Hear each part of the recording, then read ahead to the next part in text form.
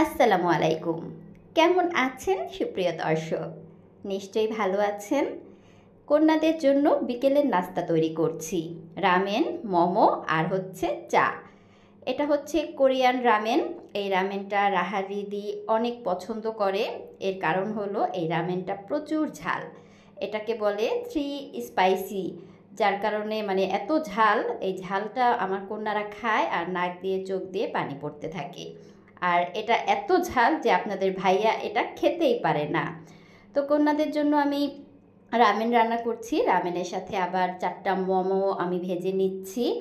আর এই রামেনটা ওরা যখন খায় এটার সাথে কিছু সবজিও অ্যাড করে, গাজর, আলু, বরবটি বিভিন্ন রকমের। তবে আজকে আর সবজি নেই, আমি সাদামাটা করে রামেনটা রান্না করে দিচ্ছি।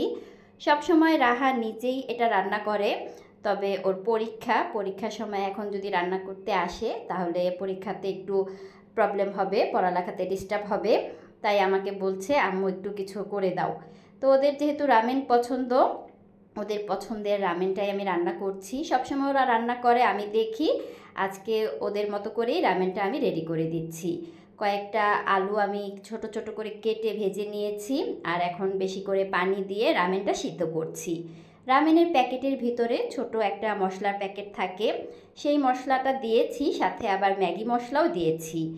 এই তো রামেন সিদ্ধ করা হয়ে গেছে। এখন মোমোটা আমি একটু পানি দিয়ে সিদ্ধ করে নিচ্ছি।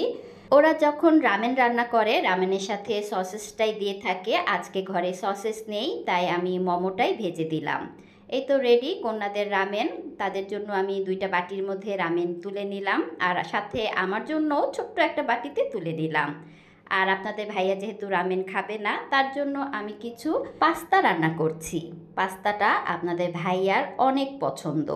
শুধু পাস্তা না, পাস্তা বা চাউমিন যেটাই হোক, এটা তার অসম্ভব পছন্দের একটা খাবার। মাঝে মাঝে আমি তার জন্য পাস্তা রান্না করি, বাইরে কোথাও গেলে। তখনও সে অন্য কোনো খাবার খায় না, এই পাস্তাটাই খায়।